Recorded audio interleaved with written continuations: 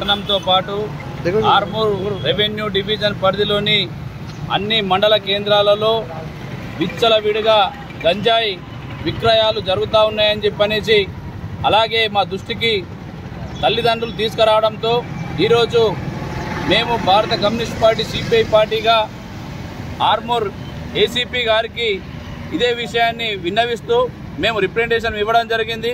ప్రధానంగా ఆర్మూర్ పట్టణంలోని కొన్ని అడ్డాల మీద గంజాయి విక్రయాలు అమ్ముతున్నారని చెప్పనేసి మా దృష్టికి రావడంతో మేము ఏసీపీ గారిని కలిసి మేము వివరించడం జరిగింది.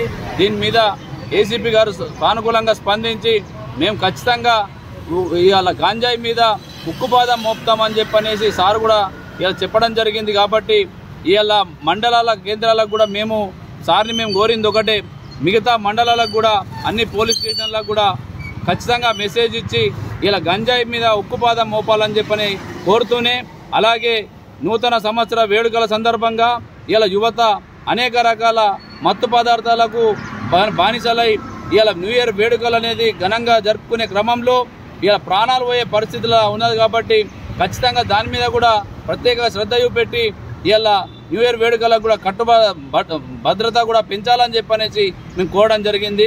ఈ గాంజాయి మీద ఉక్కుపాదం మోపే క్రమంలో పోలీసులతో పాటు మా వంతు కూడా మేము ఖచ్చితంగా సహకరిస్తాము. భారత కమ్యూనిస్ట్ పార్టీగా మేము చూస్తూ ఉన్నాము. గలీలలో వెళ్ళినప్పుడు వాళ్ళ తల్లిదండ్రులు మాతో చెప్పుకొని వాళ్ళ ఆవేదనని మాతో చెప్పుకోవడం జరుగుతూ ఉన్నది.